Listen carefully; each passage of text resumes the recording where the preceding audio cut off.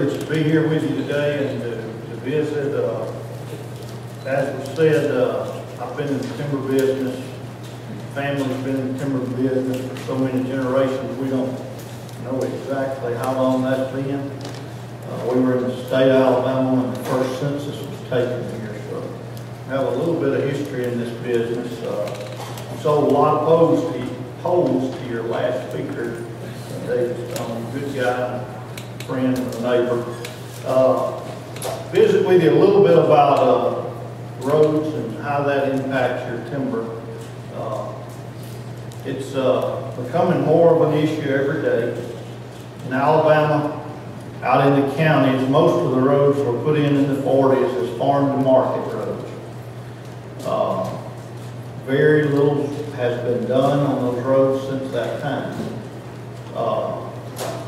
During that time, it was a fairly rare thing for a family to own more than one automobile. And now I would guess that the average family has in the neighborhood of 5 automobiles based on the insurance business that we do with families. Automobiles have gotten a lot bigger. We drive a lot faster. We're all in a hurry. Roads are totally different. They're affecting the timber business every day. Bridges. In the 40s, my family logged with a bobtail truck, and a big load might weigh 20,000 pounds. Today we ride up and down the road with 88,000 pounds on almost every load. We're crossing bridges that were built in the 40s for 20,000 pounds with 88,000 pounds. Now, most of you that know me know I'm a proponent of low taxes. Spent a lifetime fighting for that, and so I still believe that. I just think we have to address our roads in this state. And how are we going to do that? I think we're having some movement in the wrong direction that I'd like to visit with you about first. A few years ago, a lot of the ag and forestry organizations went together, fought and got a bill passed in the Alabama legislature that would have prevented counties from having a whole laundry list of different requirements to be in those counties. We passed a bill that would require notification and a fairly uniform notification system that a county could opt in or out of. No variation, just in or out of. Due to circumstances, and I can't point to who all is involved, but what the counties are trying to implement is once again a permission system to use the roads in the counties. This is a major hurdle for you as a landowner. And so many landowners are not aware it's even going on. We've met with our county commissioners in Chilton County. They are totally oblivious to the things that you need as a landowner and loggers need in that county. Met with a lot of other counties, same kind of thing. I need each and every one of you to get involved with your county commissioners to protect the bill that passed the Alabama legislature. Is it perfect? No, it's not perfect. I believe in freedom. But I didn't want every commission to have some different requirement. We show up in county, go to work, and find out, well, I was in Greene County with a logging crew and got a call they're about to lock us up over here. Well, they had passed an ordinance in that county, and this was before the state bill, but we passed an ordinance a week prior at a county commission meeting that we had to have a permit. Nobody knew that. Those kind of things that we had to shut our crew down until I could get there and personally talk to the engineer and get that worked out.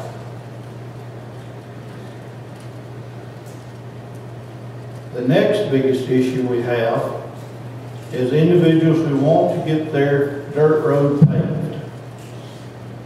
Now, everybody that lives on a dirt road more than likely moved there with a dirt road there, and then they decided they'd like to have it paved.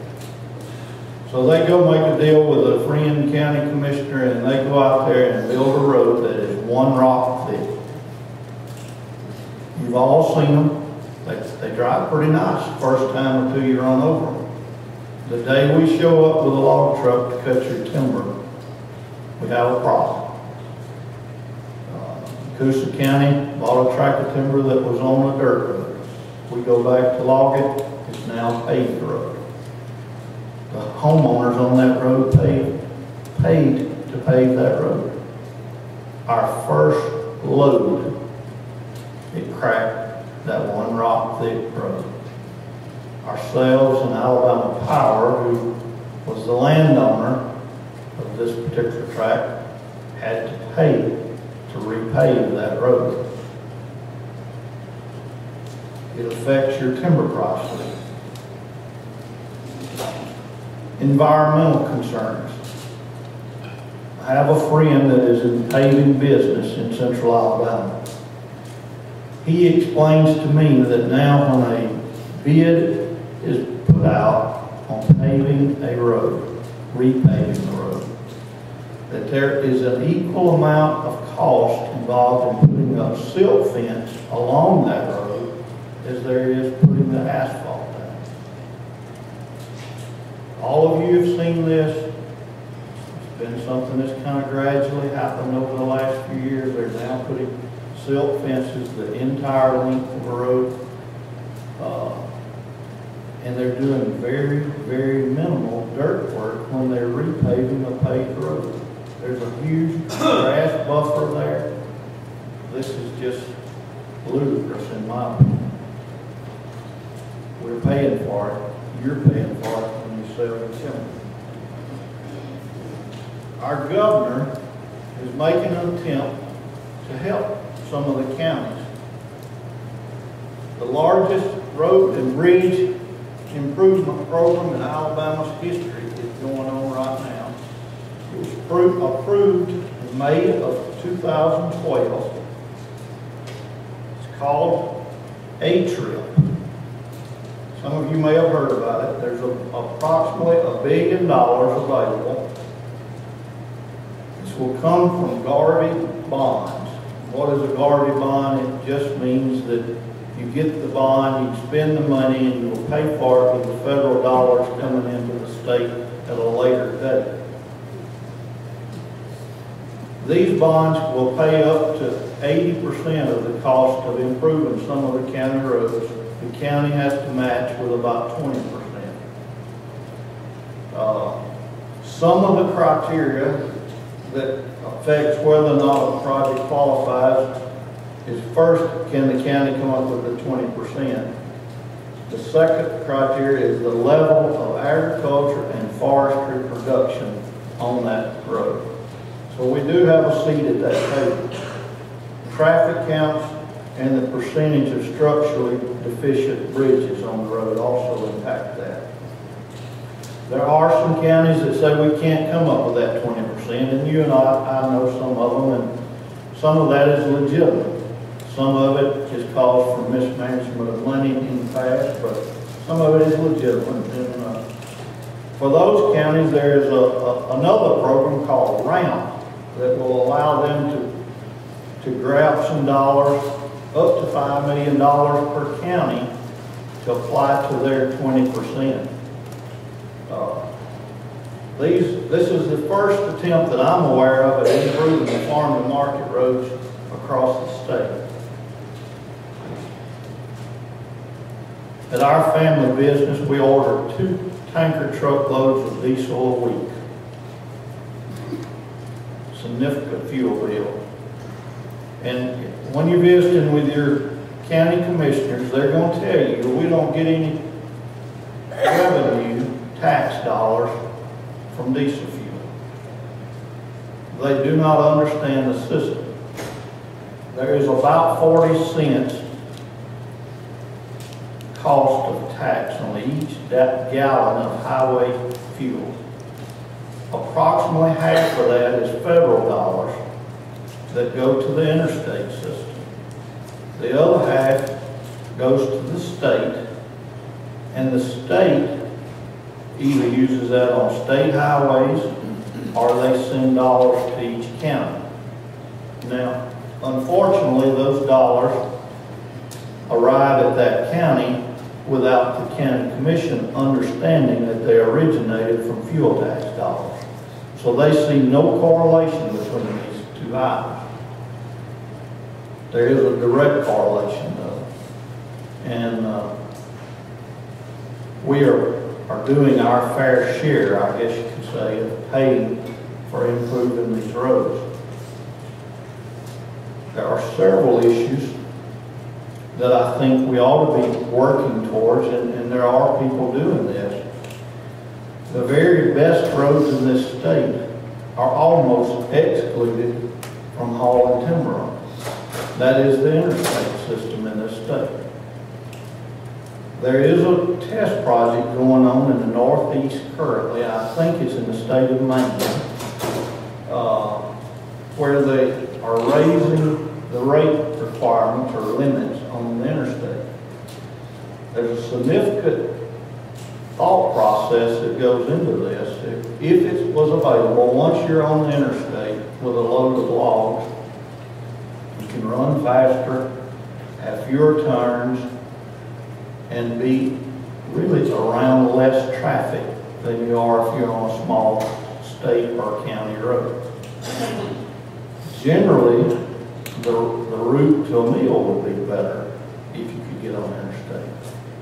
This is a tremendous fight. I have spoken with our congressmen and senators about it. I think we could get it done in Alabama if we had enough people talking to them. The Alabama DOT does not want this first. So they are our opposite side, you might say. Because they think it will damage the interstate. It's just not logical to say that we would damage the interstate more than we would some little county road that was built in the 40s that's probably 2 rocks thick. I think all of this, what I would encourage each of you to do to address these issues is to be involved. The permission system I mentioned early on from the counties, there's some hurdles there. Once you get this permit from the county, they can and will stop you from using county roads if they don't approve. In February, in our part of the world, during about a 2-week period, we had a 20-inch rainfall. We were in Autauga County, Alabama, on what I consider the best county dirt road system in the state, and the county engineer decided that we did not need to use those dirt roads after that 20-inch rain. We were permitted, we were there, we had to move logging crews off of some of these roads in order to continue operating. Now, this was a very critical time at mills. Mills were really needing wood at that time. I don't think engineers or county commissioners understand what is at stake when they decide that a logger doesn't need to be somewhere. You may have been paid a premium for your timber because it wasn't on a good county dirt road. In my mind, that is the best place for a logger to be in wet weather, is on a county dirt road. We can get out of the woods. We do not create an abundance of mud on the pavement. If there is mud, it gets off of our wheels on dirt. It's not on asphalt. It is not slick. It is not dangerous to automobiles at that point. Each and every one of these factors, though, affect the price that you are paying for your timber. I would encourage each of you to be involved in your with your local commissioners, with your state representatives, and to your U.S. congressmen and senators. This is a major issue, and it affects your pocketbook. With that, I'll take questions. Yes, sir. Jimmy, we had a road in rural Barber County that I guess it was paved 30, potentially 40 years ago. Our county commission road, and there's half a dozen folks who live on that road, and they have packed, of course, this block doesn't use it, they have packed that road. It was probably, like you said, a two-rock road, and they had it. I bet it was the worst road in the United States. It had a gazillion patches, and it was like driving down a cobblestone road. And folks wanted to repave it. Like I said, there's only about a lot of landowners, only about 6 people living there. And it's just always a fight. You know, most of the people live there were poor folks, poor black folks. And you know, you can imagine how politically controversial that was. But finally, the county commission did something about it, and I applaud them for what they did. They stripped the road, pulled it all up, all the asphalt, put a better crown on it, and put a great rock base on it. And that's a nice road now. Yeah. A real nice road. Yeah. One of the best dirt roads in the state. So, you know, in the 50s and 60s and 70s, we all wanted to pave all our dirt roads, but it's like, you know, maybe not every dirt road needs to be paved. I wish we kind of start rethinking that. We do need to rethink that on low-use roads. Low use. That's right. Low-use roads ought to be dirt. Yeah. Yeah, David. One issue you do run into on promoting dirt roads, and I agree they're the best logging roads there are, is you run into non-point pollution issue, and that's where a lot of the money and a lot of the push for pavement on roads is to keep dust from going in the creek. Yeah. And that's what I've seen on national forest where they pave, you drive a dirt road for 10 miles and they pave the approaches to the creek for a quarter of a mile and take care of that. So that's where a lot of our problem comes from. It's actually a non-point pollution issue more than anything else. That was a major issue that we could have been talking about here today.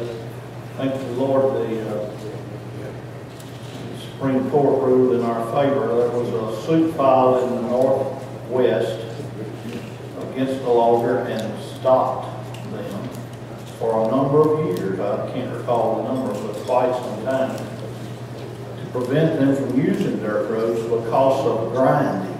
Now, when I first read that, I didn't know what grinding was. What they're talking about is riding over that road and creating a dust. That's what they call grinding. That's a major issue if that ever comes back. Thankfully, at this point in time, it is dead. We do have to protect the water, and we all want to protect the water. We just don't need to go crazy in the process.